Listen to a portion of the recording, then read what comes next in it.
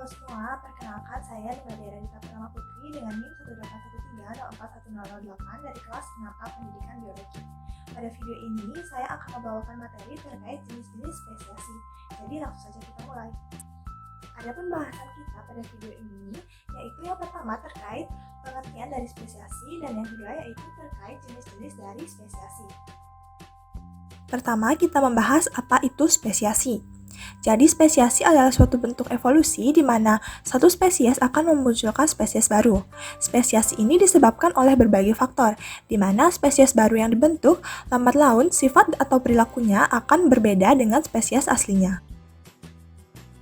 Jenis spesiasi yang pertama yaitu spesiasi alopatrik. Dalam spesiasi alopatrik, terdapat geografi penghalang yang memisahkan populasi seperti adanya sungai, terbentuknya gunung, dan sebagainya. Sehingga spesies dalam populasi akan berpisah secara bertahap dan mereka tidak dapat lagi melakukan kawin silang. Seiring waktu, populasi ini dapat memiliki perbedaan genetik yang signifikan dan mungkin tidak memungkinkan lagi untuk terjadinya kawin campur, bahkan jika mereka disatukan. Pada gambar di samping merupakan contoh dari spesiasi alopatrik pada populasi siput, di mana pada saat tidak terdapat pembatas geografik, populasi siput hidup bersama. Kemudian pada saat muncul pembatas berupa bukit, populasi siput terbagi menjadi dua yang mengakibatkan populasi terisolasi dan berakibat terjadi pergeseran genetik. Yang kedua yaitu spesiasi peripatrik.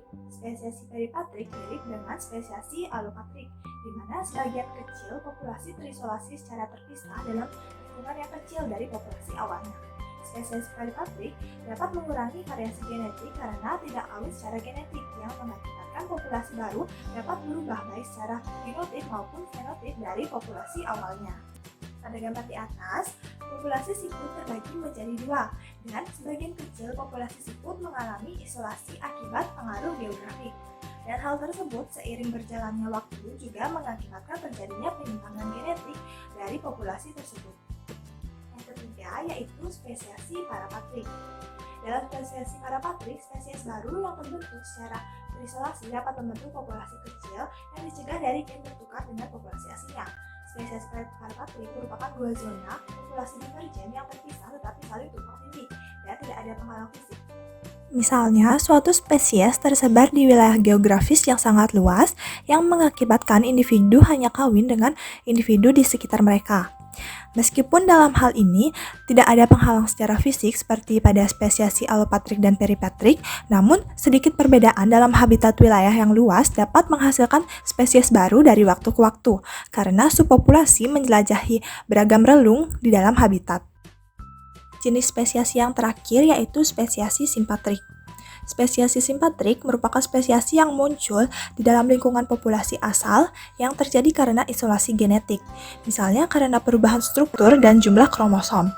Pada spesiasi simpatrik, tidak ada penghalang geografis, tetapi aliran gen dibatasi dengan cara lain, yang menyebabkan terjadinya isolasi reproduksi. Mekanisme ini memang cukup langka karena hanya dengan aliran gen yang sedikit akan menghilangkan perbedaan genetik antara satu bagian populasi dengan bagian populasi lainnya. Perbedaan dalam seleksi seksual dan isolasi habitat bisa menjadi faktor penyebabnya. Jadi, meskipun hal ini jarang terjadi, kita bisa mengetahui bahwa batasan geografis bukan hanya persyaratan untuk terjadinya spesiasi. Jadi sekian penjelasan yang dapat saya sampaikan. Terima kasih telah menonton.